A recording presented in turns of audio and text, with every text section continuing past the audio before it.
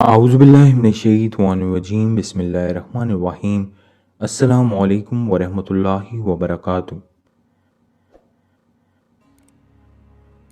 दोस्तों, जब आदम अलैहिस्सलाम को जन्नत से निकाला गया और ज़मीन पर उतारा गया, इस पर पहली रवायत यह है कि आदम अलैहिस्सलाम जन्नत से निकलने लगे तो उन्होंने हजर अस्वद को उठा लिया। हजर अस्वद को बतौर मूड़ा यानी बैठने के लिए एक सीट के तौर पर बगल में ले लिया गया और ज़मीन पर उतार दिए गए। दूसरी रवायत में है कि जिस रात आदम अलैहिस्सलाम को ज़मीन पर उतारा गया तो उस रात को आदम अलैहिस्सलाम बड़ी वहशत महसूस कर रहे थे। वो बहुत मायूस और पूरी दुनिया में अकेले रात को बैठे थे। इन पर बहुत मायूसी और वहशत तारी थी।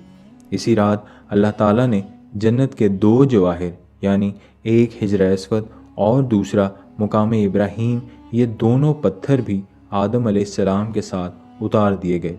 जब सुबह हुई तो आदम अलैहिस्सलाम ने ये दोनों पत्थर अपने पास पड़े हुए देखे। इन दोनों पत्थरों को देखकर कहने लगे, ये तो जन्नत के मेरे साथी हैं। आपने इन दोनों जन्नत के जवाहरात को लेकर सीने से लगाकर बगलगीर हो गए और इससे तस्कीन हासिल करने लगे कि ये जन्नत का सामान मेरे साथ आ गया है।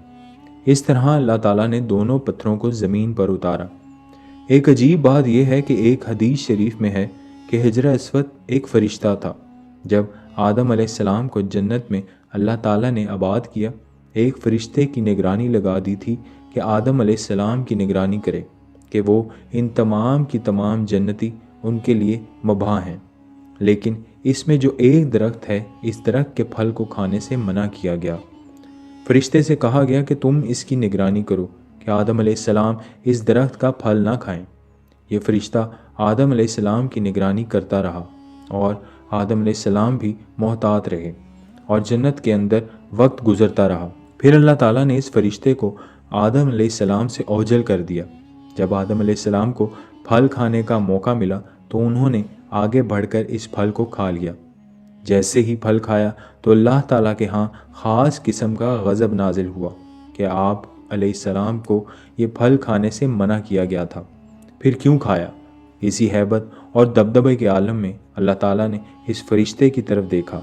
जब इस हैबत के आलम में अल्लाह ताला ने इस फ़रिश्ते को देखा तो फ़रिश्ता खौफ से पत्थर बन गया और वो हिजर अस्वद की शक्ल में कायम हो गया, जिसको आदम अलैहिस्सलाम ज़मीन पर ले आए।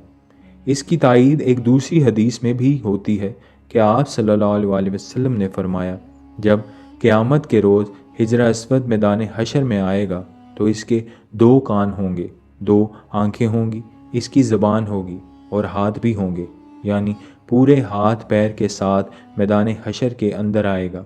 और साथ ही आप सल्लल्लाहु अलैहि वसल्लम ने फरमाया, क्योंकि हिजर अस्वद असल में एक फ़रिश्ता था, वहाँ अल्लाह ताला दोबारा उसको इन्हीं अज्जा के साथ ज़ाहिर कर देंगे और वहाँ पहुँचकर दुनिया के अंदर उसको बोसा करने वाले जो लोग हैं इनके हक़ में गवाहियाँ देगा।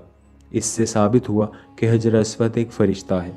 दुनिया में जो लोग उसको बोसा देते हैं वो तख्ती पर नोट हो जाता है कि इस आदमी ने मुझे बोसा दिया, इसके गुनाह माफ़ कर दिए गए हैं। वो रोज़े क़यामत इसकी गवाही देगा कि दुनिया में एक बहुत बड़े मुहद्दस गुज़रे हैं। वो ये कहते हैं कि मैं मक्का के अंदर हरम में हजर अस्वद के करीब, काबा के करीब काफ़ी अरसे तक रहा तो मैंने एक मरतबा अजीब मंज़र देखा कि हिजर अस्वद वहाँ से निकला। उसके दोनों हाथ, दोनों पैर, कान और पूरी एक इंसानी शक्ल में थे और काफ़ी देर तक टहलता रहा और दोबारा वो उसी जगह पर पत्थर बनकर कायम हो गया। हदीस शरीफ में है कि जब कोई हिजर अस्वद को हज या उम्रा करने के दौरान बोसा देता है तो वो हकीकत में अल्लाह ताला से मुसाफ़ा करता है, तो इस पर अल्लाह ताला इस बंदे के सारे गुनाहों को माफ़ कर देता है। जो भी हिजर अस्वद को बोसा देता है तो हिजर अस्वद उसको नोट कर लेता है और अल्लाह ताला से दुआ है कि हमें हमारे तमाम जानने वालों को हिजर अस्वद का बोसा नसीब फरमाए। आमीन।